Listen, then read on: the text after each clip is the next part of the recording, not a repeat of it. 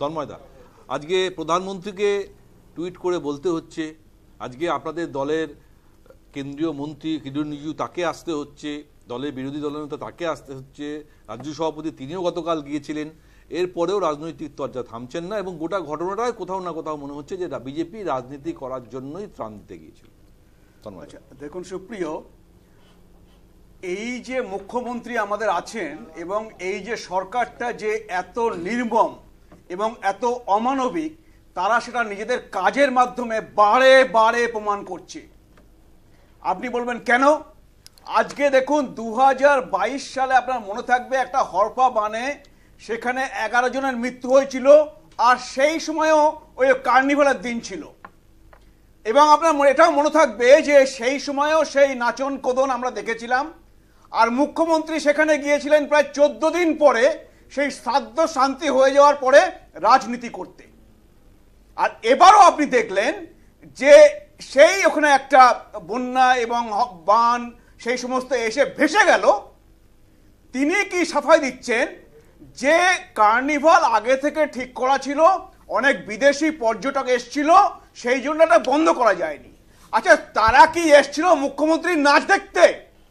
তারা কি আশা করছিল কার্নিভালে দেখতে যাচ্ছি মানে ওখানে মুখ্যমন্ত্রী নাচবেন তাই দেখবো?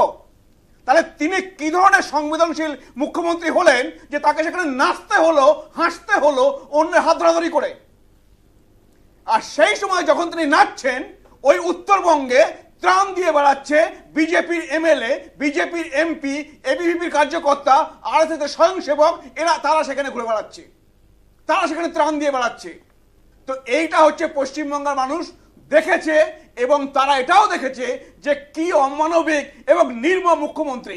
সেই জন্য আজকে উত্তরবঙ্গে বিজেপির সাংসদ বিধায়করা যাচ্ছে ত্রাণ নিয়ে, উনি হচ্ছে তাদেরকে পৌঁছতে দেবেন না বলে উনি তার ঠ্যাঙাড়ে বাহিনী, গুন্ডা বাহিনীকে লেলিয়ে দেন। কেন কেন মানে কোথাও কি ভয় আছে? কোথাও কি কোনো ভয় আছে উত্তরবঙ্গে? যদিও উত্তরবঙ্গ মানে শক্ত ঘাঁটি গেরুয়া শিবিরে আমরা বারবার বলি, ফলাফল পরিসংখ্যান তাই বলে, কিন্তু এখন একটা এমন সিচুয়েশন যেখানে মানুষ বিপদে রয়েছে, সেখানে মানুষের পাশে থাকা উচিত। সেটা যে কোনো দলের হোক, যে কোনো রঙের হোক, সে তো ত্রাণ নিয়েই যাচ্ছে, তো সেখানে তাদের আক্রমণ কেন করতে হবে? শুধুমাত্র এটাই যে দিদির সমালোচনা বা মুখ্যমন্ত্রীর সমালোচনা করেছি বলে? এটা দেখুন সুপ্রিয়, আপনি নিজেই বলে দিতে পারবেন একটা নিষ্ঠুর নির্মম বলে তারা এগুলো করতে পারে। আপনি শুধু কালকে নয়, আজকে আপনি দেখালেন তো, আজকে একজন বিধায়ক গিয়েছেন সেখানে আবার তাকে আটকাচ্ছে। তাহলে এরা কি চায়? কি মানুষগুলো কি না খেতে পেয়ে মরবে? মানুষগুলোর কাছে নিজেরা কিছু যাব না, নিজেরা দেব না, নিজেরা নাচন কদন করবো ওই কার্নিভালে, আর বিজেপি গেলে সেখানেও তাদের বাধা দেবো? আজকে আপনি দেখুন, আপনি বলছেন যে যারা মেরেছে তাদেরকে চিহ্নিত করা গেছে, তাদের ফটো এসছে। একজনের নাম হচ্ছে পিঙ্কি খাতুন, তিনি হচ্ছেন পঞ্চায়েতের উপপ্রধান তৃণমূলের। আর এই যাদেরকে নাম 8 জনের নামে এফআইআর হয়েছে, একজনকে পুলিশ অ্যারেস্ট করতে পারেনি।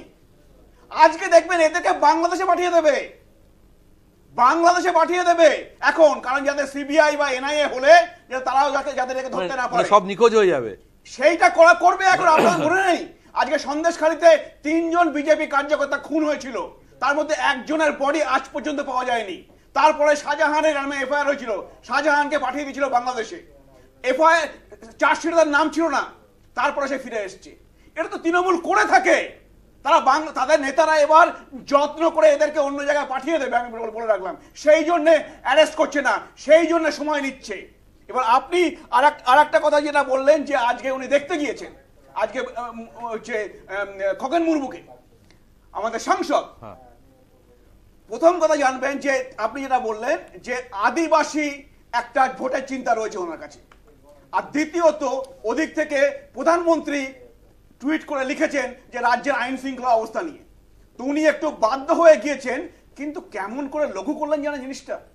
আজকে আপনি ওখানে একটা ফটো পুরো হোয়াটসঅ্যাপে ঘুরে বেড়াচ্ছে সোশ্যাল মিডিয়ায়, যে তার হচ্ছে কিভাবে এই যে বোনটা, এই যে চোখের এই যেটা তৈরি হয় চোখের সকেটের মধ্যে, এই বোনটা ভেঙে গিয়েছে, তার পাশে নাকের হাড় ভেঙে গেছে। আর এইটা জানেন যখন হয় তখন হচ্ছে এমনকি দৃষ্টিশক্তি তিনি হারাতে পারেন বাঁ চোখের।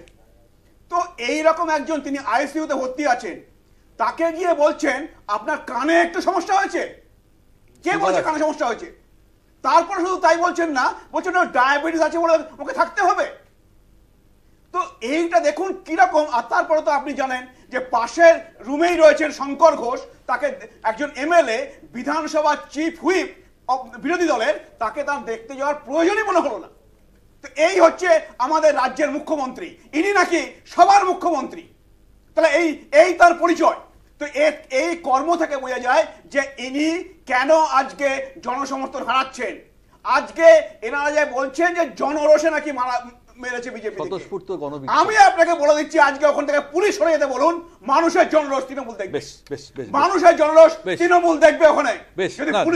জনরোষ যে নেই এই কথা অস্বীকার করবো না, কারণ ত্রাণ যে মানুষের মধ্যে এখন এই মুহূর্তে যা পরিস্থিতি, যেভাবে ওখানকার মানুষরা রয়েছেন, এবং এখনো পর্যন্ত ওয়েদার যা রিপোর্ট, এখনো বৃষ্টির সম্ভাবনা আছে, যে এরপরে কি হবে সেটা আরো ভয়ানক হতে পারে। আমি রিতেশদার কাছে আসবো।